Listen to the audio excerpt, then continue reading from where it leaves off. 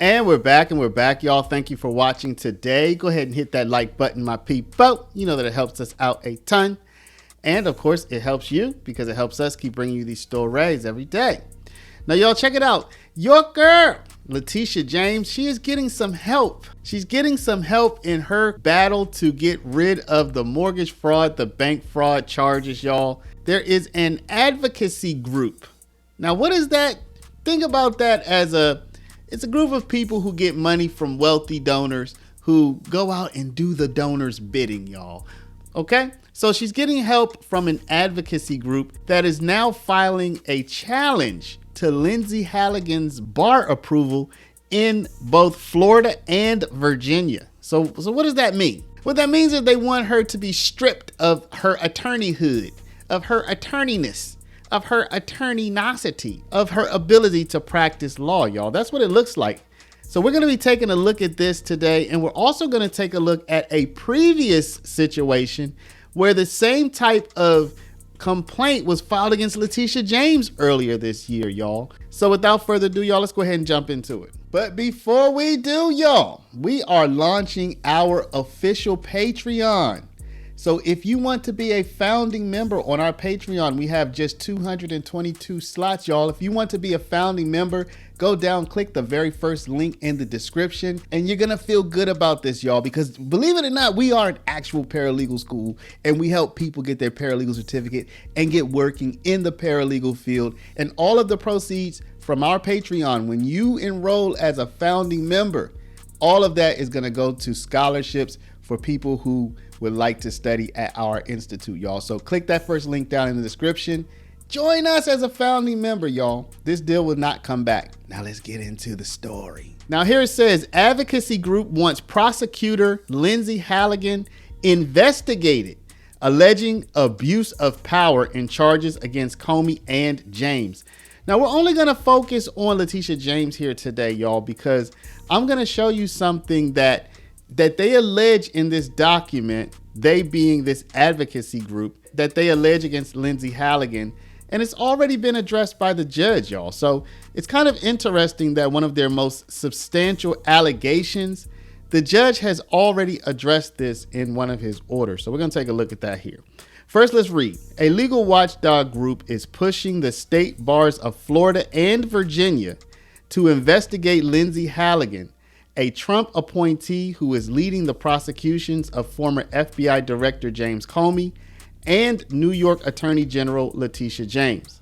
The complaint from the Campaign for Accountability, which was submitted to the state bars on Tuesday, accuses Halligan of violating the Virginia State Bar's ethical rules for lawyers in her handling of the criminal charges against Comey and James, two longtime foes of President Donald Trump. Now we're going to look at the document here shortly. A quote from it says, Ms. Halligan's actions appear to constitute an abuse of power and serve to undermine the integrity of the Department of Justice and erode public confidence in the legal profession and the fair administration of justice. So Campaign for Accountability alleges that Halligan, when she sought these indictments, violated the Virginia State Bar's rules banning lawyers from making false statements to a court and barring prosecutors from filing charges that aren't supported by probable cause. Now, she got indictments on these, okay? So, you know, it's one of those things. I mean, there are active indictments on both of these people.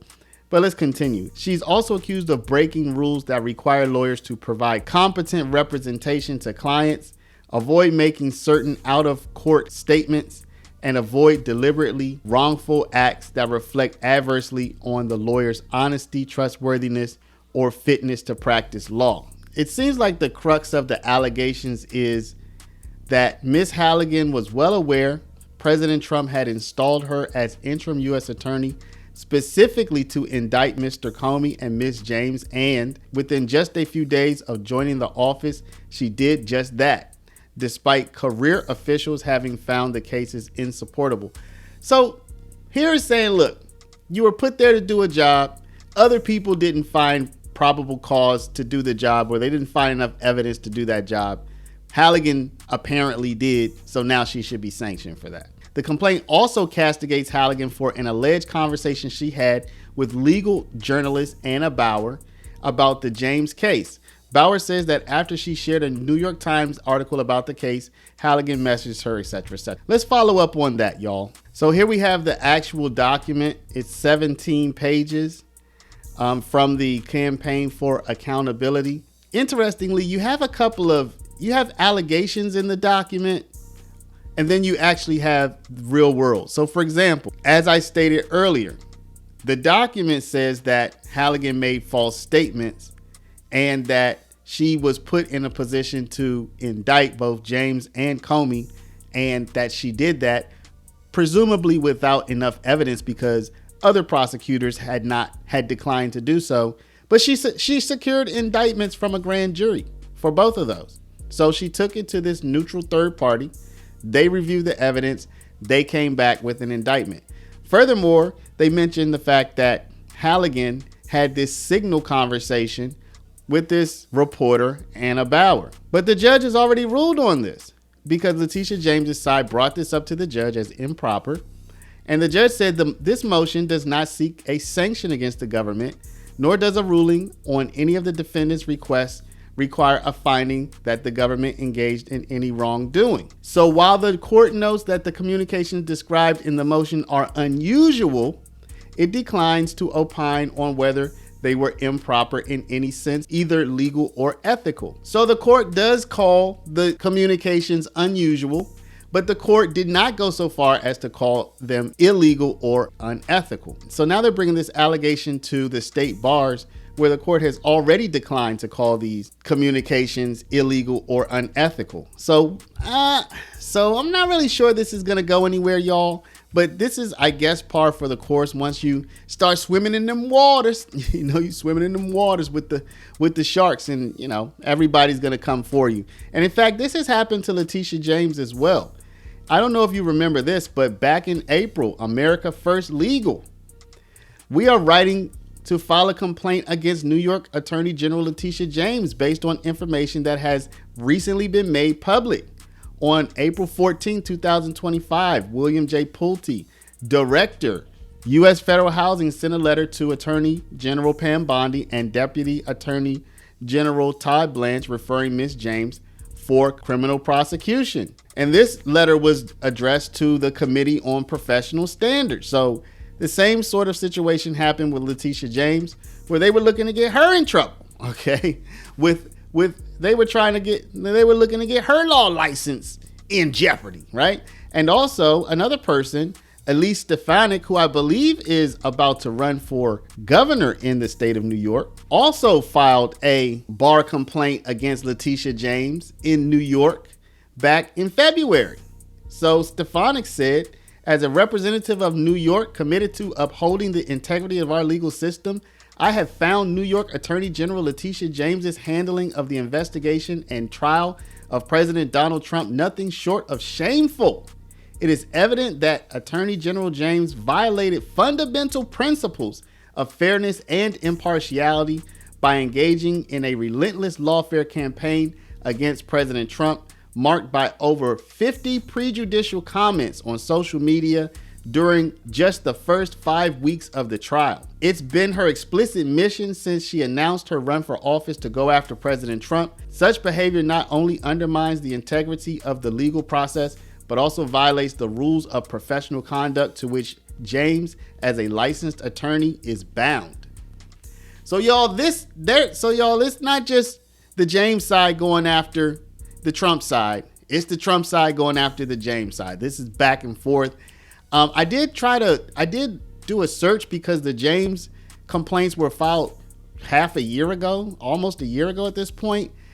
And I was not able to find any update as to whether an investigation was opened or what the status of the investigation may be. So if you do know anything about that, hey, let me know, y'all, so we can update the people. But at this point, y'all, I will say this. After Donald Trump's first term, there were lawyers who lost their law license, y'all.